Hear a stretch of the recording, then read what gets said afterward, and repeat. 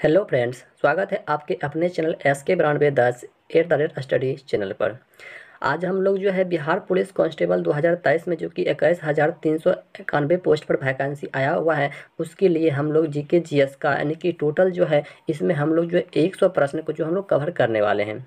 इसलिए जो वीडियो को कहीं पर भी जो स्किप नहीं करना है, जिसमें से हम जो है इसमें जीके जीएस हो गया, ठीक है, जीके जीएस हो गया, इंग्लिश हो गया, मैथ हो गया, उसके बाद हिंदी हो गया, यानी कि सभी प्रश्न को जो हम लोग कवर करेंगे।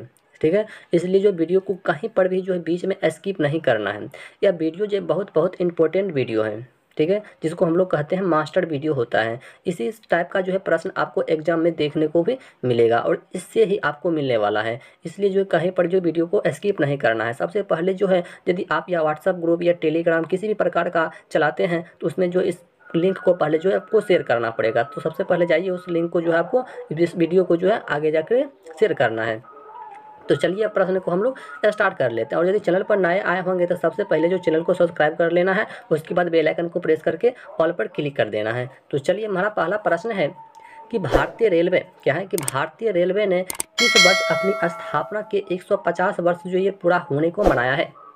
भारतीय रेलवे ने किस वर्ष अपनी स्थापना के 150 वर्ष जो है पूरा होने को मनाया है, पूरा होने को मनाया है।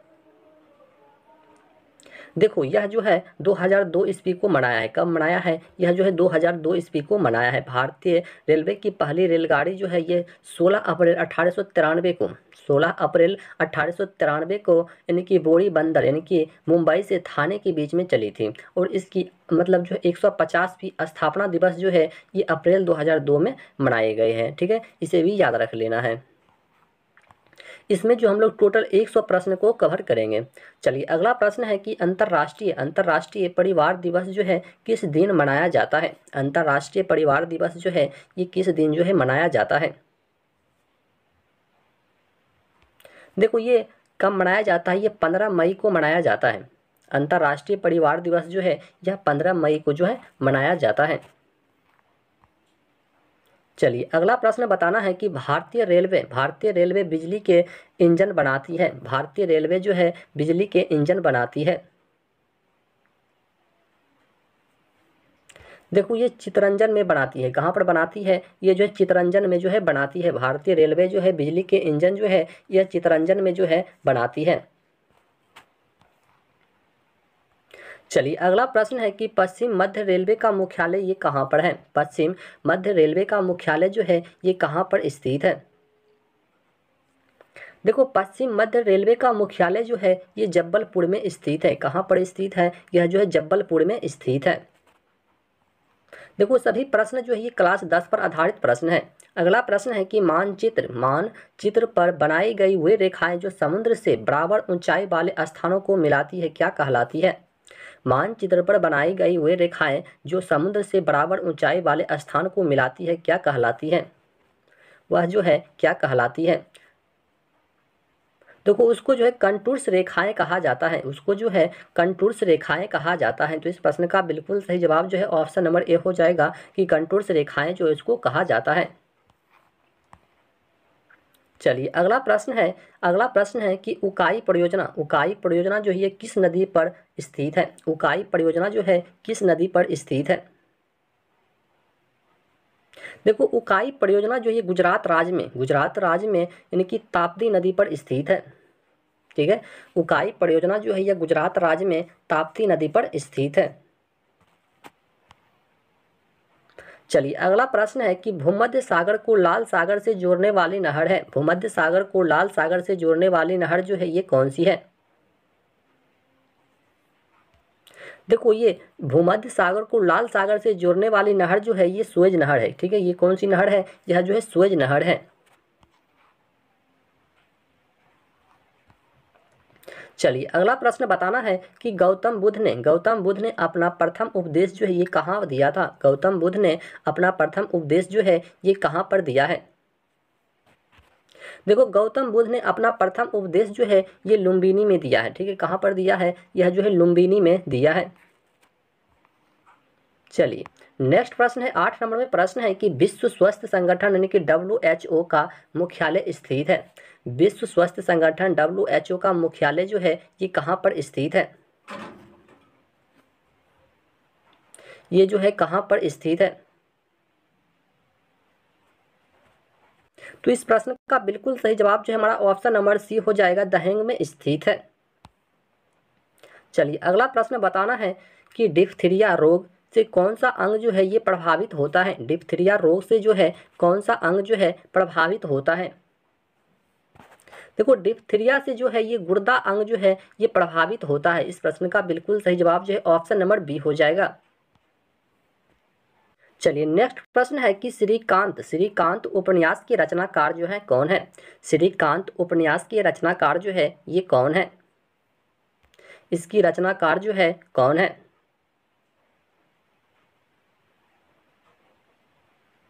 देखो इसकी रचनाकार की यदि हम बात कर ले तो इसकी रचनाकार जो है ये मैथिली शरण गुप्त, क्या हो जाएगा? मैथिली शरण गुप्त हो जाएगा इस प्रश्न का बिल्कुल सही जवाब, मैथिली शरण गुप्त। चलिए नेक्स्ट प्रश्न है कि भारतीय संविधान की धारा 370 निम्नलिखित में से किसे निरूपित करती है? भारतीय संविधान की धारा 370 जो है निम्नलिखित में से किसे निरूपित करता है? देखो यह जो है जम्मू एवं कश्मीर राज्य को विशेष दर्जा के रूप में जो है ये संबोधित करता है। इस प्रश्न का बिल्कुल सही जवाब जो है हमारा ऑप्शन नंबर डी हो जाएगा। देखो इसमें टोटल 100 प्रश्न है और सभी प्रश्न जो है इंपॉर्टेंट प्रश्न है आपके एग्जाम के लिए। चलिए अगला प्रश्न बताना है कि भारतीय संविधान की किस अनुसूची का संबंध भाषाओं के साथ है? भारतीय संविधान की किस अनुसूची का संबंध जो है ये भाषाओं के साथ है? भाषाओं के साथ है। देखो ये 8वीं अनुसूची का संबंध जो है ये भाषाओं के साथ है। भारतीय संविधान की 8वीं अनुसूची जो है ये भाषाओं के संबंध से है। चलिए अगला प्रश्न बताना है कि सोडा वाटर बनाने के लिए प्रयोग की जाने वाली गैस है। सोडा वाटर बनाने के लिए प्रयोग की जाने वाली गैस जो है ये कौन सी है? देखो सोडा वाटर बनाने के लिए प्रयोग की जाने वाली गैस जो है ये कार्बन डाइऑक्साइड, क्या हो जाएगा? यह जो है कार्बन डाइऑक्साइड हो जाएगा इस प्रश्न का बिल्कुल सही जवाब। चलिए अगला प्रश्न बताना है कि मणिपुर राज्य की राजधानी जो है ये कहाँ है? मणिपुर राज्य की राजधानी जो है ये कहाँ है? देखो मणिपुर राज्य की राजधानी जो है ये इम्फाल, क्या हो जाएगा? ये जो है इम्फाल हो जाएगा। मणिपुर राज्य की राजधानी जो है ये इम्फाल हो जाएगा। चलिए अगला प्रश्न बताना है कि भारत में पंचवर्षीय योजना बनाने की जिम्मेदारी किस पर है? भारत में पंचवर्षीय योजना बनाने की जिम्मेदारी जो है यह किस पर है? देखो भारत में पंचवर्षीय योजना बनाने की जिम्मेदारी जो है ये योजना आयोग पर है। किस पर है? यह जो है योजना आयोग पर है। इस प्रश्न का बिल्कुल सही जवाब जो है ऑप्शन नंबर बी हो जाएगा, योजना आयोग पर है। चलिए अगला प्रश्न बताना है कि एजरा कप का संबंध जो है यह किस खेल से है? एजरा कप का संबंध जो है यह किस खेल से है?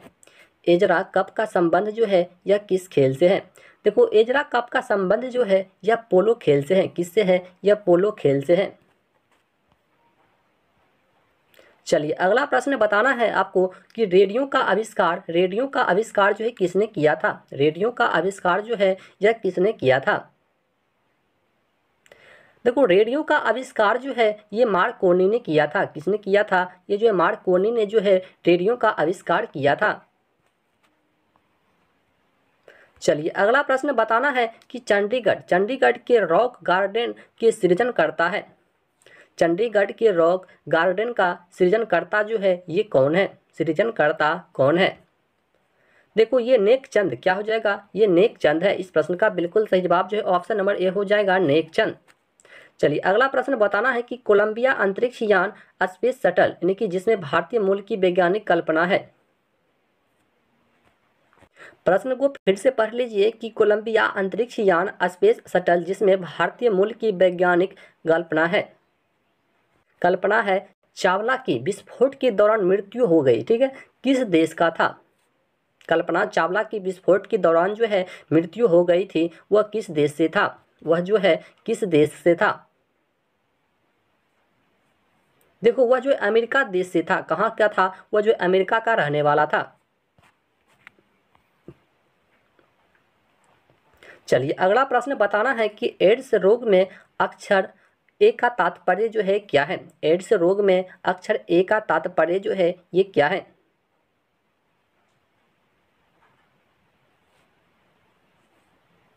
देखो ए का अर्थ होता है एक्वायर्ड, क्या हो जाएगा, एक्वायर्ड। वही पूछ दे कि एड्स का फुल फॉर्म क्या होता है, तो एड्स का फुल फॉर्म होता है इक्वायर्ड इम्यूनि इक्वायर्ड इम्यूनिया और डिफेंसिसी सिंड्रोम, ठीक है। और यह जो है HIV वायरस से फैलता है, यह जो है HIV वायरस से फैलता है।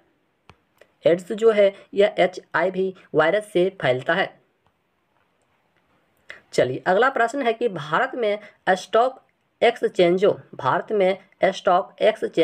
का नियमन करने वाली बॉडी है। भारत में स्टॉक एक्सचेंजों का नियमन करने वाली बॉडी जो है ये कौन सी है। देखो ये सेबी, क्या है, ये जो है सेबी है। इस प्रश्न का बिल्कुल सही जवाब जो है ऑप्शन नंबर ए हो जाएगा, सेबी।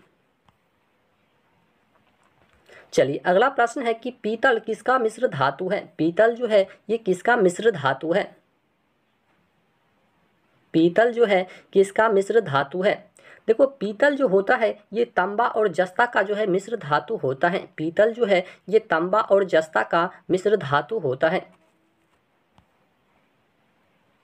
चलिए अगला प्रश्न है कि कार्बन का शुद्धतम रूप क्या है। कार्बन का शुद्धतम रूप जो है ये क्या है। देखो कार्बन का शुद्धतम रूप जो होता है ये हीरा होता है। कार्बन का शुद्धतम रूप जो है ये क्या है, तो ये हीरा हो जाएगा इस प्रश्न का बिल्कुल सही जवाब। चलिए अगला प्रश्न बताना है कि नीले लिटमस को लाल रंग में बदलता है, यानी कि कौन बदलता है। नीले लिटमस को लाल रंग में जो है ये कौन बदलता है। देखो अम्ल जो होता है ये नीले लिटमस पत्र को लाल कर देता है, जबकि भस्म जो होता है ये भस्म क्या करता है, तो भस्म जो है लाल लिटमस पत्र को नीला कर देता है, यानी कि उसका उल्टा हो जाएगा। इस प्रश्न का बिल्कुल सही जवाब जो है ऑप्शन नंबर ए हो जाएगा, अम्ल, ठीक है, अम्ल हो जाएगा। चलिए अगला प्रश्न है कि दूरदृष्टि दोष को किस लेंस के प्रयोग से ठीक की जा सकती है। दूरदृष्टि दोष को जो है किस लेंस के प्रयोग से जो है हम लोग ठीक कर सकते हैं। देखो दूरदृष्टि दोष को जो है उत्तल लेंस से हम लोग ठीक कर सकते हैं, तो इस प्रश्न का बिल्कुल सही जवाब जो है ऑप्शन नंबर ए हो जाएगा, उत्तल लेंस। चलिए अगला प्रश्न है कि 1 माइक्रोन बराबर होता है, यानी कि 1 माइक्रोन बराबर जो है कितना होता है। देखो 1 माइक्रोन बराबर जो है 0.001 मिलीमीटर होता है। 1 मतलब माइक्रोन बराबर जो होता है ये 0.001 मिलीमीटर होता है। चलिए नेक्स्ट प्रश्न बताना है कि कोई साइकिल सवार किसी मोड़ पर घूमता है तो वह क्या होता है, मतलब किस दिशा में झुकता है। कोई साइकिल सवार किसी मोड़ पर घूमता है तो वह जो है किस दिशा में झुकता है। देखो मोड़ पर साइकिल सवार वृत्ताकार मार्ग पर चलता है, ठीक है। मोड़ पर जब साइकिल होता है तो वह जो वृत्ताकार मार्ग पर चलता है, इस मार्ग पर चलने के लिए उसे जो है अभिकेंद्र बल की आवश्यकता पड़ती है। इस मार्ग पर चलने के लिए उसे क्या पड़ता है, तो अभिकेंद्र बल की आवश्यकता पड़ती है। इस बल को प्राप्त करने के लिए वह जो है मोड़ के केंद्र की ओर झुक जाता है। क्या होता है, वह जो है मोड़ के केंद्र की ओर क्या होता है, वह जो है झुक जाता है। तो इस प्रश्न का बिल्कुल सही जवाब जो है ऑप्शन नंबर बी हो जाएगा कि भीतर की ओर जो है झुकता है, ठीक है, वह जो है भीतर की ओर झुकता है। चलिए अगला प्रश्न है कि सामान्यतः कुंजी का प्रयोग दो पुर्जों के बीच डैश गति को रोकने के लिए किया जाता है। डैश गति के बीच रोकने के लिए किया जाता है। देखो ये कक्षीय गति को रोकने के लिए जो है किया जाता है, यह जो है कक्षीय गति को रोकने के लिए किया जाता है। चलिए अगला प्रश्न है कि सोयाबीन का सर्वाधिक उत्पादन जो है ये किस राज्य में होता है। सोयाबीन का सर्वाधिक उत्पादन जो है यह किस राज्य में होता है। सोयाबीन का उत्पादन जो है ये सर्वाधिक किस राज्य में होता है। देखो ये मध्य प्रदेश राज्य में होता है, नहीं कि MP में होता है। इस प्रश्न का बिल्कुल सही जवाब जो ऑप्शन बी हो जाएगा।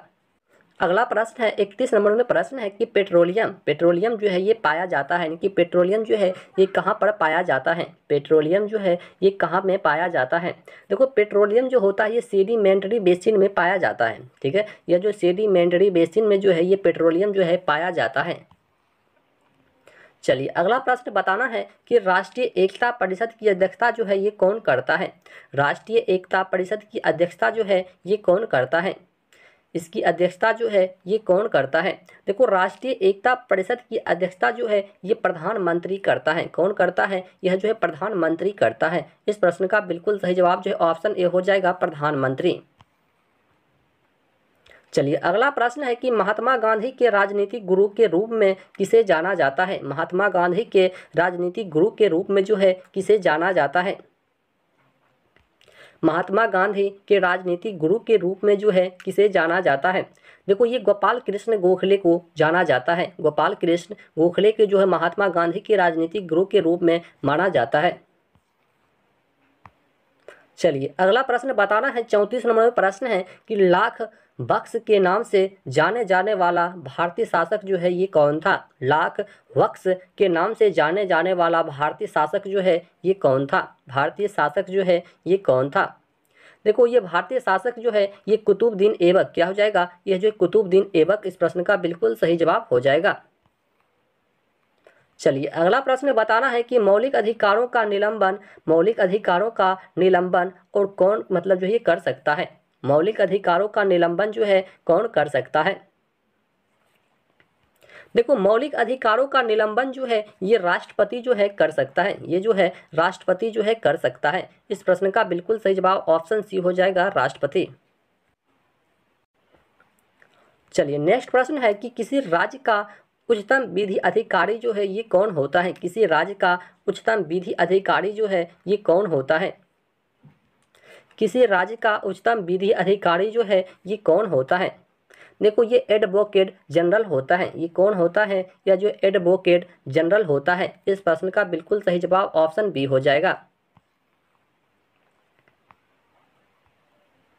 अगला प्रश्न है कि हितोपदेश के लेखक जो है ये कौन है। हितोपदेश के लेखक जो है ये कौन है।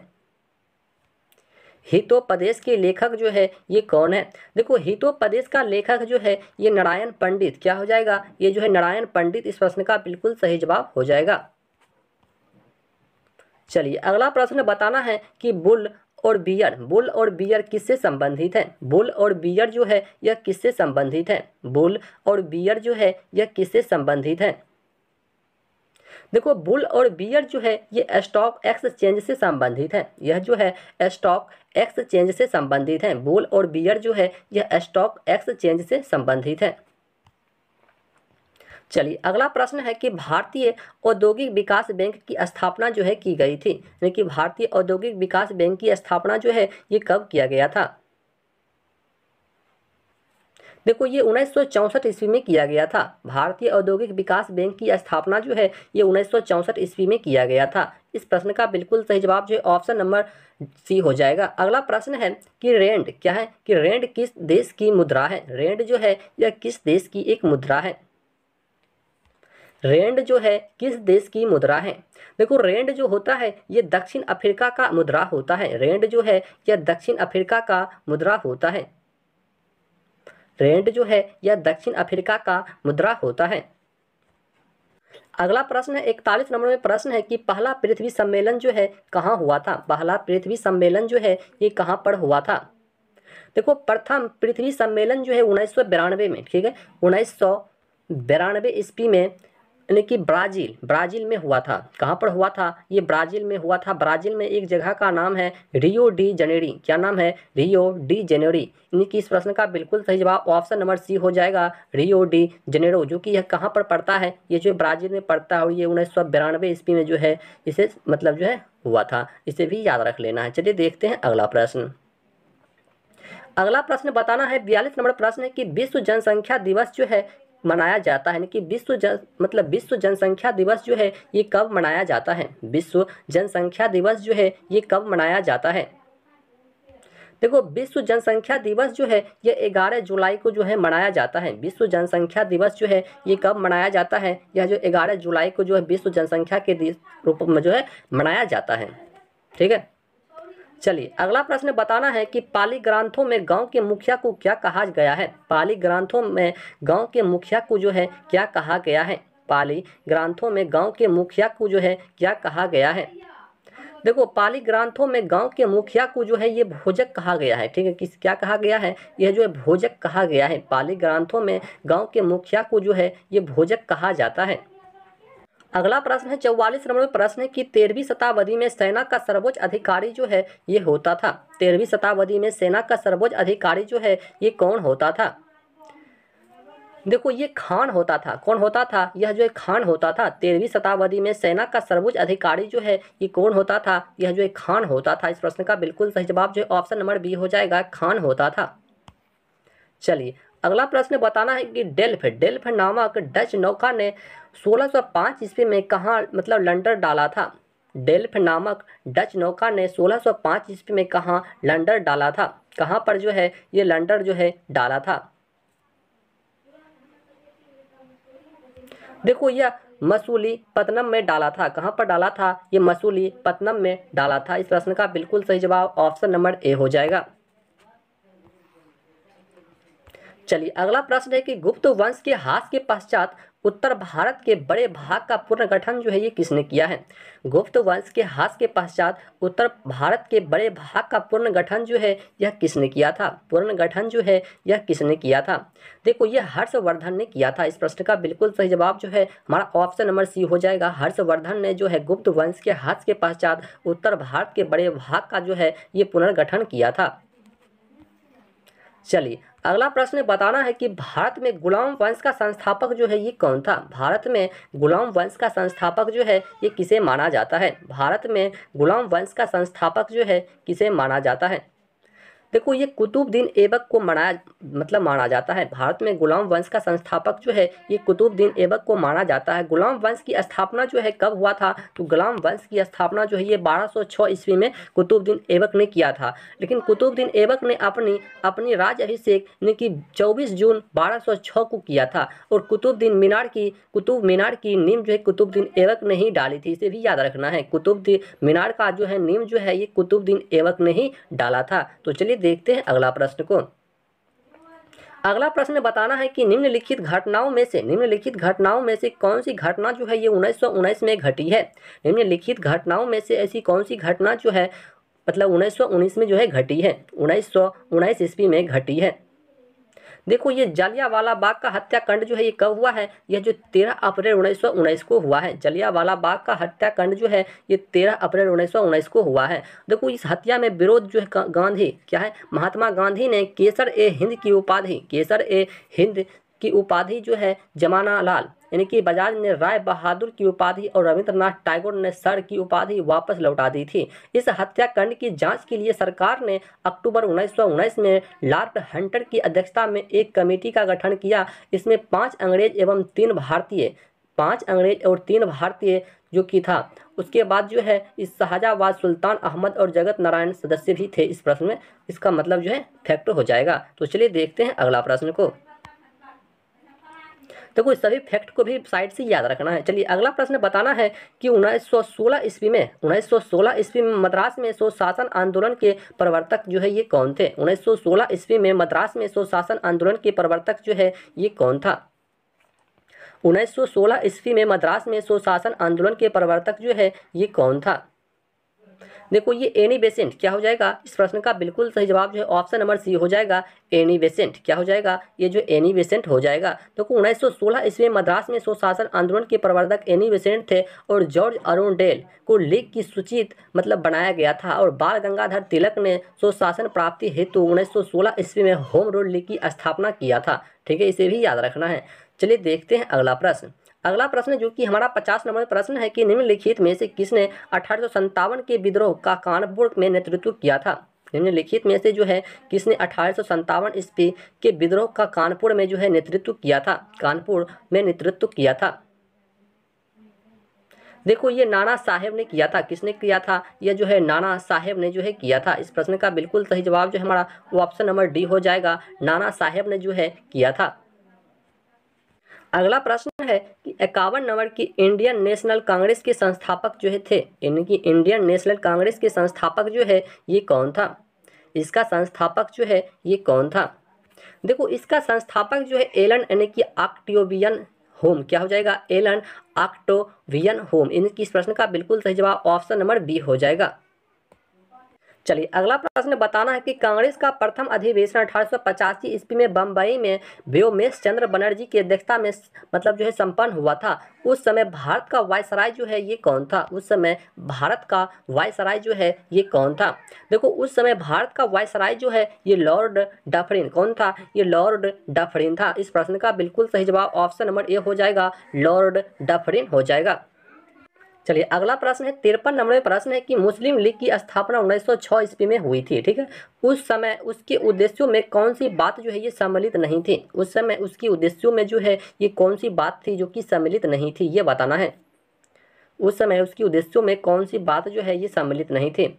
देखो उस समय यानी कि कहने का मतलब जो है कि ये यानी कि द्वि राष्ट्र सिद्धांत ये भी हो जाएगा, भारत का सांप्रदायिक विभाजन, पाकिस्तान की मांग, ये सभी था। कि इस प्रश्न का बिल्कुल सही जवाब जो है ऑप्शन नंबर डी हो जाएगा, ठीक है। इस प्रश्न का बिल्कुल सही जवाब जो है हमारा ऑप्शन नंबर डी हो जाएगा। चलिए अगला प्रश्न बताना है 54 नंबर में प्रश्न है कि संविधान के किस अनुच्छेद में अल्पसंख्यकों के हितों के संरक्षण की व्यवस्था है? संविधान के किस अनुच्छेद में अल्पसंख्यकों के हितों के संरक्षण की जो है ये व्यवस्था किया गया है? हितों के संरक्षण की जो है ये व्यवस्था किया गया है। देखो ये अनुच्छेद 29 में जो है किया गया है। कहाँ पर किया गया है? ये जो है अनुच्छेद 29 में जो है किया गया है।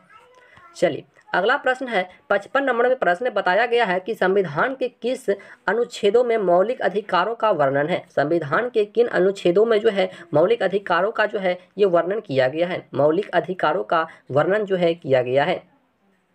देखो ये 12 से 35 में किया गया है। आर्टिकल 12 से 35 में जो है ये मौलिक अधिकारों का जो है ये वर्णन किया गया है। चलिए अगला प्रश्न बताना है कि निम्नलिखित में से यौगिक कौन सा है? निम्नलिखित में से यौगिक जो है ये कौन सा है?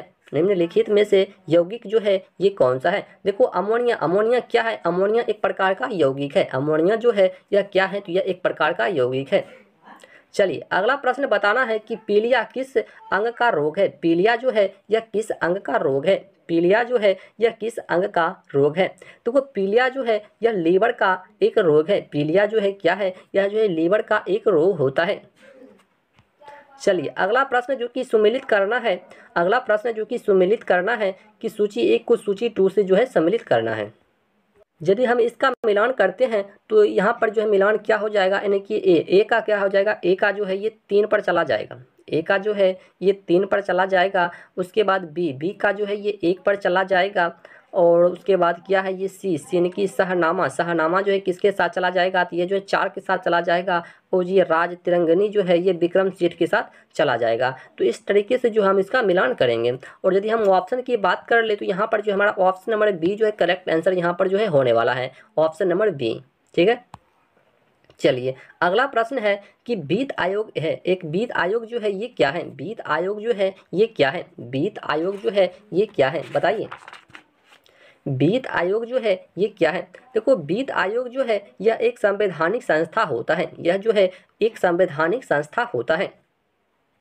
चलिए अगला प्रश्न है कि शिक्षा और वन संविधान में किस सूची के अंतर्गत आते हैं? शिक्षा और वन जो है ये संविधान के किस सूची के अंतर्गत आता है? यह जो है संविधान के किस सूची के अंतर्गत आता है? देखो शिक्षा और वन जो है ये समवर्ती सूची के अंतर्गत आता है। शिक्षा और वन जो है ये किसके अंतर्गत आता है? यह जो समवर्ती सूची के अंतर्गत जो है ये आता है। चलिए अगला प्रश्न है कि उत्तरी ध्रुव पर पहुंचने वाला प्रथम मानव जो है ये कौन था? उत्तरी ध्रुव पर पहुंचने वाला प्रथम मानव जो है ये कौन था? उत्तरी ध्रुव पर पहुंचने वाला प्रथम मानव जो है ये कौन था? देखो ये रॉबर्ट पियरी। कौन हो जाएगा? ये रॉबर्ट पियरी हो जाएगा इस प्रश्न का बिल्कुल सही जवाब। उत्तरी ध्रुव पर पहुंचने वाला प्रथम मानव जो है ये रॉबर्ट पियरी हो जाएगा। चलिए नेक्स्ट प्रश्न बताना है कि डीजल लोकोमोटिव वर्कस ये कहाँ स्थित है? डीजल लोकोमोटिव वर्कस जो है ये कहाँ पर स्थित है? डीजल लोकोमोटिव वर्कस जो है ये कहाँ पर स्थित है? देखो ये वाराणसी में स्थित है। कहाँ पर स्थित है? यह जो है वाराणसी में स्थित है।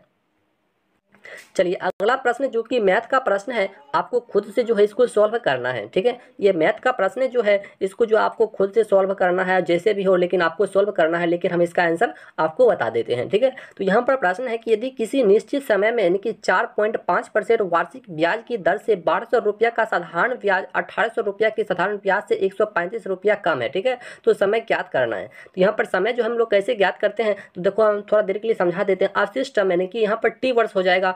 कहने का मतलब जो है यहाँ से यदि हम निकालते हैं तो यानी कि 1800 इंटू यानी 4.5 इंटू टी का बटा का 100, तो यहाँ से यदि हम फिर इसको निकालेंगे 135 हो जाएगा। कहने का टोटल आंसर की हम बात कर ले तो यहाँ पर आंसर हम सीधा सीधी बता देते हैं। तो इसका आंसर जो है आपका क्या हो जाएगा, तो यहाँ पर जो ये 5 वर्ष हो जाएगा। ठीक है, यहाँ पर क्या हो जाएगा, ये 5 वर्ष हो जाएगा। यदि आपसे हल नहीं हो रहा है जो भी प्रश्न, आप जो हमसे कमेंट के माध्यम से बताइएगा, उसका प्रश्न जो हम फिर से आपको हल करके बताएंगे। चलिए अगला प्रश्न को देखते हैं। ठीक है, कहा मैथ का प्रश्न यदि हम सोल्व करते हैं तो वीडियो जो है बहुत लंबा हो जाएगा।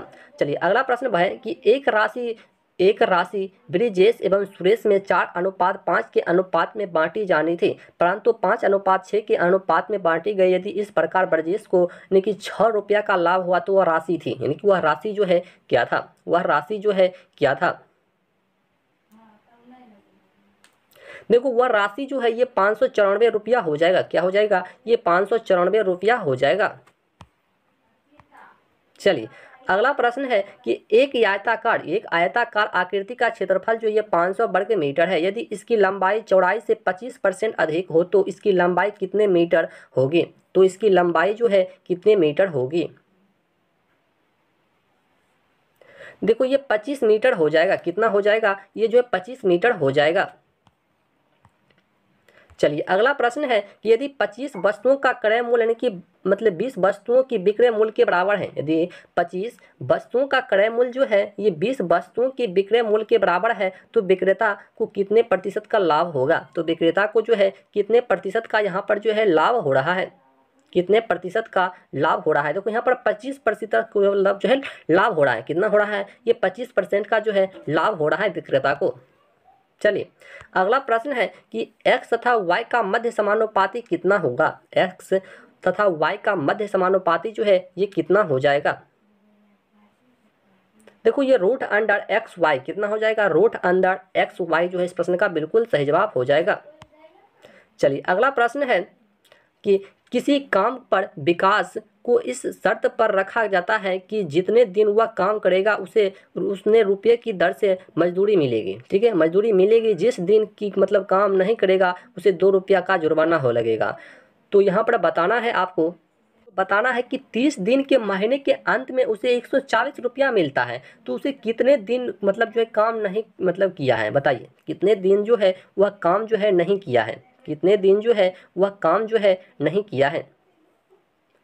देखो ये 10 दिन जो है वह काम नहीं किया है। कितने दिन जो है काम नहीं किया है, वह जो 10 दिन जो है काम नहीं किया है। ठीक है, चलिए अगला प्रश्न बताना है कि एक आयत की लंबाई जो कि 4% बढ़ा दी जाए तथा चौड़ाई 20% कम कर दी जाए तो नए आयत की क्षेत्रफल जो है कितना हो जाएगा। एक आयत की लंबाई यदि 4% बढ़ा दी जाए तथा चौड़ाई 20% कम कर दी जाए तो नए आयत का जो क्षेत्रफल जो है ये कितना हो जाएगा। नए आयत का क्षेत्रफल जो है ये कितना हो जाएगा। देखो ये 12% जो है यहाँ पर जो है बढ़ जाएगा। कितना हो जाएगा, ये जो है 12% जो है यहाँ पर जो है बढ़ जाएगा। ठीक है, चलिए अगला प्रश्न है कि पी क्यू और आर के बीच धनराशि क्रमशः 5, 7, 9 के अनुपात में बांटी जाती है। अगर पी और क्यू के हिस्से में अंतर यानी कि 556 रुपया हो तो वितरण हेतु कुल राशि जो है ये कितना थी, कुल राशि जो है ये कितना थी। देखो ये कुल राशि जो है 5838 रुपया कितना थी, ये 5838 रुपया था। चलिए अगला प्रश्न है कि मतलब डैश का 35% बराबर 458 माइनस 269, तो डैश मतलब वाट का मान जो है कितना हो जाएगा। वाट का मान जो है यहाँ पर जो है कितना होने वाला है, वाट का मान जो है यहाँ पर कितना होने वाला है। देखो वाट का मान जो यहाँ पर जो है 540 होने वाला है। ठीक है, कितना होने वाला है, 540 होने वाला है। चलिए अगला प्रश्न है कि एक परीक्षा में 1200 लड़के तथा 900 लड़कियां सम्मिलित हुई, उनमें 80% लड़के और 45% लड़कियां उत्तीर्ण हुई, तो अनुत्तीर्ण परीक्षार्थियों का प्रतिशत जो है ये क्या है। अनुत्तीर्ण परीक्षार्थियों का मतलब जो है मतलब प्रतिशत क्या है ये बताना है। देखो ये 35% कितना हो जाएगा, ये जो है 35% हो जाएगा। चलिए अगला प्रश्न है कि यदि किसी लंब वृत्तीय बेलन के आधार की त्रिज्या आधी कर दी जाए तथा उसकी ऊंचाई में कोई परिवर्तन न किया जाए तो मूल बेलन तथा लघुकृत बेलन के आयतनों का अनुपात जो है ये क्या होने वाला है, इसका अनुपात जो है क्या होने वाला है। देखो इसका अनुपात जो है ये 4:1 हो जाएगा। कितना हो जाएगा, ये जो है 4:1 हो जाएगा। चलिए अगला प्रश्न जो कि 74 नंबर प्रश्न है कि 7 संख्याओं का औसत जो कि 30 है, यदि प्रथम 3 संख्याओं का औसत 32 तथा अंतिम 3 संख्याओं का औसत 28 हो तो चौथी संख्या जो है ये क्या होगी। तो चौथी संख्या जो है ये क्या हो जाएगी, तो चौथी संख्या जो है ये 30 हो जाएगा। कितना हो जाएगा, तो ये जो है 30 हो जाएगा।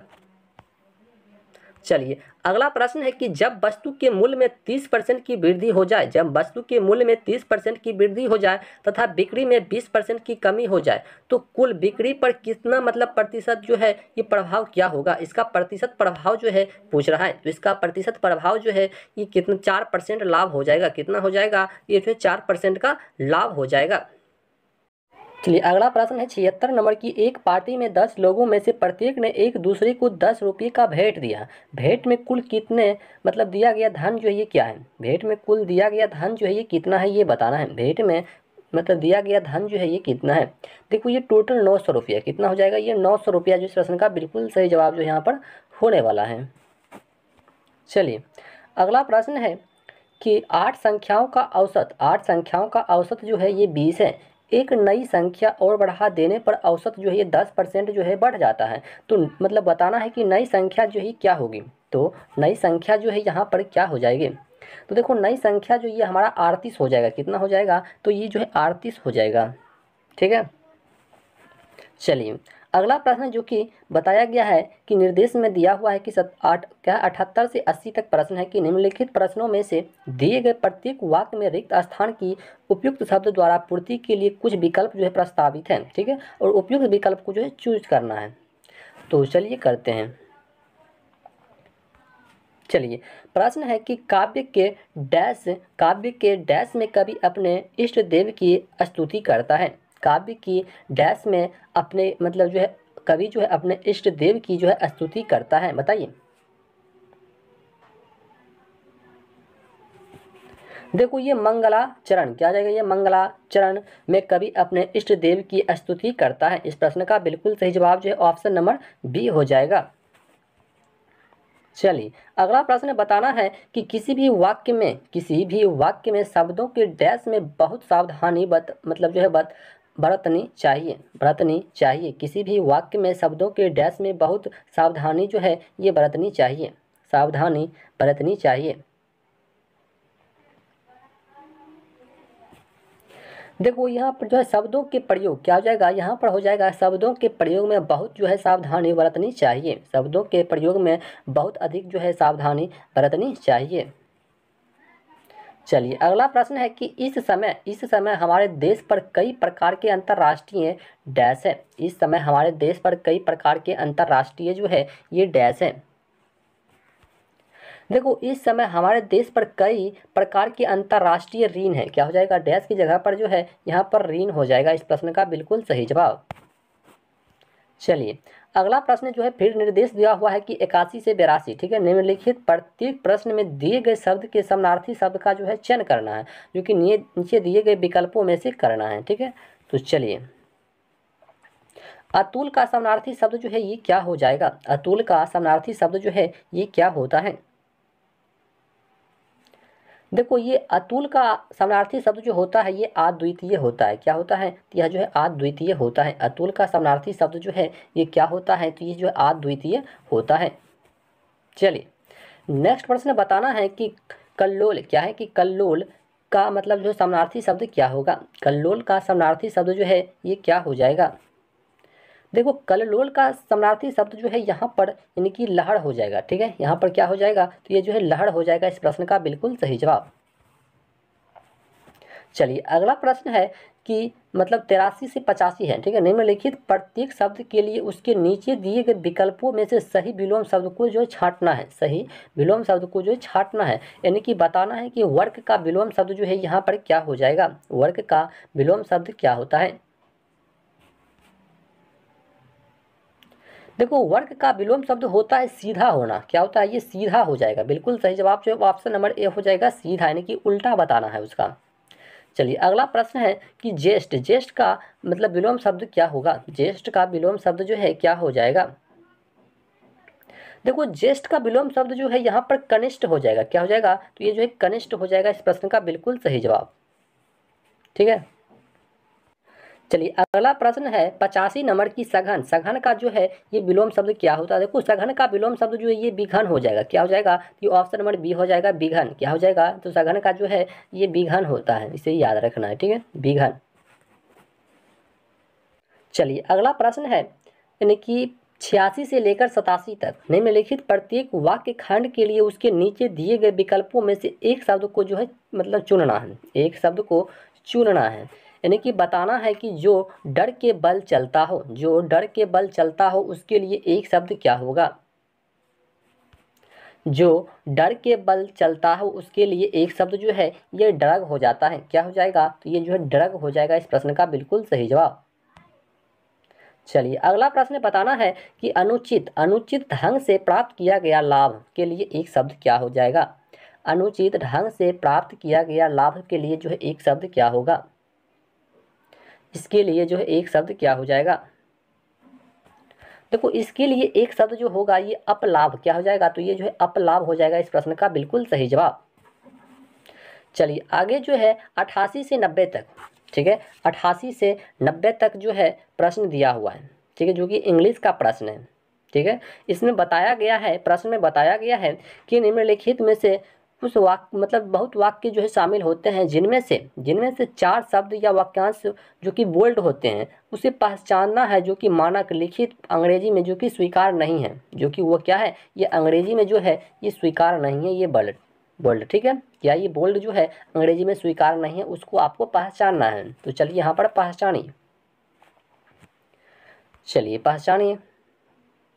तो यहाँ पर हो जाएगा यानी कि बिल्कुल सही जवाब जो हो जाएगा, तो यहाँ पर क्या हो जाएगा, तो इसका जो है यानी कि स्कॉलरशिप, क्या हो जाएगा, स्कॉलरशिप यानी कि छात्रवृत्ति, जो यहाँ पर बिल्कुल सही जवाब हो जाएगा इसका, ठीक है।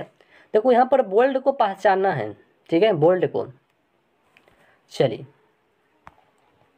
अगला प्रश्न है कि 89 नंबर में फिर जो है बोल्ड को पहचानना है। देखो यहाँ पर ऑफ ऑफ ऑफ यानी कि दी ऑफ क्या है, देखो यहाँ पर बोल रहा है कि पर प्रश्नों में शामिल शिक्षकों की संख्या, ठीक है, पर मतलब प्रश्नों में शामिल शिक्षकों की संख्या, यानी कि यहाँ पर हो जाएगा, यानी कि ये जो है गलत, यानी कि बोल्ड हो जाएगा, क्या हो जाएगा, ये बोल्ड। चलिए देखो यहाँ पर बोल्ड को पहचानने के लिए बोल रहा है। अगला प्रश्न है कि इफ दी बस, सॉरी, यानी कि इसको आपको पहचानना है कि इसमें जो है बॉन्ड मतलब क्या है। देखो यहाँ पर जो है ये विल, क्या हो जाएगा, यहाँ पर ये विल की जो सी ऑप्शन जो बता रहा है ये बिल्कुल सही हो जाएगा कि अगर बस खराब नहीं होती तो हम खराब हो जाते, अगर बस खराब नहीं होते तो हम जो है खराब हो जाते हैं, ठीक है। चलिए अगला प्रश्न जो है फिर से डायरेक्शन दिया हुआ है कि निम्नलिखित प्रश्नों में से रिक्त स्थान को भरने के लिए जो उपयुक्त शब्द को क्या करना है, चयन करना है। चलिए हम लोग कर लेते हैं। तो 91 नंबर में प्रश्न है, बताइए, बोल रहा है कि आफ्टर ए लॉन्ग डिस्क्यूजन ऑफ प्रिवालाइट यानी कि डैश हिम टू एक्सपेक्ट देनी क्या है, प्रोसोवल, क्या हो जाएगा, प्रोपसुअल, प्रोपसुअल, बताइए, प्रोपसुअल, यानी कि लंबी चर्चा के बाद मैंने उन्हें यानी कि प्रस्ताव स्वीकार किया करने के लिए मना लिया, लंबी चर्चा के बाद मैंने उन्हें जो है प्रस्ताव स्वीकार करने के लिए जो है मना लिया, यानी कि अपॉन, क्या हो जाएगा, ये अपॉन, यानी कि ओपन का मतलब होता है पर, क्या हो जाएगा यहाँ पर जो है ये हो जाएगा अपॉन यानी कि पर। चलिए अगला प्रश्न बताइए, 92 नंबर, 92 नंबर प्रश्न कह रहा है कि अगर उसने कल मुझे नोट्स नहीं दिए होते तो मैं उसे नोट्स दे देता। यहाँ पर बोल रहा है कि अगर उसने कल मुझे नोट्स नहीं दिया होता तो हम उसे नोट्स दे देते। बताइए डैश की जगह पर जो है क्या हो जाएगा। देखो ये हैड कम क्या हो जाएगा, हैड कम, यानी कि हैड कम का मतलब होता है आया था, यहाँ पर जो है आया हो जाएगा था। चलिए अगला प्रश्न है, फिर से 93 नंबर प्रश्न बोल रहा है कि हमें हमें कोई आपत्ति नहीं, हमें कोई आपत्ति नहीं डैश डैश डैश से मिलकर चंडीगढ़ में, हमें कोई आपत्ति नहीं डैश से मिलकर चंडीगढ़ में। देखो यह भाग लेने के लिए क्या हो जाएगा, तो यह जो है भाग लेने के लिए हो जाएगा, यानी कि टू क्या हो जाएगा, ये ऑप्शन नंबर डी हो जाएगा, भाग लेने के लिए। देखो सभी प्रश्न जो है इंपॉर्टेंट प्रश्न है। चलिए अगला प्रश्न जो कि 94 से लेकर 96 तक प्रश्न है, ठीक है, 94 से लेकर 96 तक, यानी कि इसमें फिर जो है बोल्ड को मतलब बोल्ड को जो है वर्ड को पहचानना है आपको। देखो बोल्ड वर्ड जो है इसी को कहा जाता है, ये जो मतलब बड़ा बड़ा जो लिखा हुआ होता है, ठीक है। बोल रहा है कि कस्टम क्या है, कि हाँ बोल रहा है कि कस्टम अधिकारियों ने ड्रग्स की एक बड़ी मतलब जो है खेप जब्त किया है। क्या है कि कस्टम अधिकारियों ने ड्रग्स की एक बड़ी खेप जो है जब्त किया है, जब्त किया जो कि क्या हो गया, नष्ट हो गया, क्या हो गया कि जो है नष्ट हो गया, यहाँ पर जो है नष्ट हो जाएगा, ठीक है। चलिए अगला प्रश्न बताइए 95 नंबर की प्रश्न बता रहा है कि यदि कोई किसी अपराधी की सहायता करता है, उसे बढ़ावा देते हैं तो वह भी क्या हो जाएगा, तो वह भी जो है क्या हो जाएगा, तो उसे भी जो है दोषी माना जाएगा, क्या हो जाएगा, तो उसे भी जो है ये दोषारोपण भाग्य माना जाएगा, दोषारोपण भाग्य माना जाएगा। इस प्रश्न का बिल्कुल सही जवाब ऑप्शन ए हो जाएगा। चलिए अगला प्रश्न है कि टू रिटार्ड क्या हो जाएगा, यानी कि यहाँ बता रहा है कि सजावटी क्या है, कि सजावटी पेड़ों की वृद्धि को रोकने के लिए कुछ रसायनों का उपयोग किया जाता है। बोल रहा है प्रश्न है कि सजावटी पेड़ों की वृद्धि को रोकने के लिए कुछ रसायनों का उपयोग किया जाता है, यानी कि किसका उपयोग जो हम लोग करते हैं। देखो ये अस्टंट का उपयोग करते हैं, किसका करते हैं, ये अस्टंट का उपयोग जो हम लोग करते हैं। चलिए अगला प्रश्न जो कि आइटम बताना है, यानी कि खाली जगह को भरना है। बताइए 97 नंबर प्रश्न बता रहा है, प्रश्न देखो क्या कर रहा है कि इस देश में लगभग 75% क्या है, इस देश में लगभग 75% लोग हैं इतने गरीब कि जीते हैं डैश में, कि जीते हैं डैश में, जीते हैं डैश में।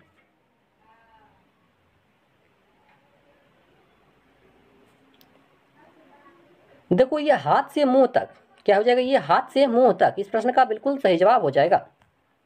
चलिए अगला प्रश्न जो कि 98 नंबर में प्रश्न है कि अंग्रेजों के खिलाफ क्या है, कि अंग्रेजों के खिलाफ भारत छोड़ो आंदोलन महात्मा गांधी ने डैश में चलाया था। अंग्रेजों के खिलाफ भारत छोड़ो आंदोलन महात्मा गांधी ने डैश में जो है चलाया था, डैश में चलाया था। देखो कांग्रेस ने बंबई के विशेष अधिवेशन में 8 अगस्त 1942 को भारत छोड़ो प्रस्ताव पास किया था, जिसमें 8 अगस्त 1942 की रात में महात्मा गांधी ने बंबई के ग्वालियर टैंक मैदान में लोगों को करो या मरो का नारा दिया था, ठीक है। महात्मा गांधी ने जो है क्या किया था कि 8 अगस्त 1942 की रात में महात्मा गांधी ने बंबई में ग्वालियर टैंक मैदान में लोगों को जो है करो या मरो का नारा दिया था।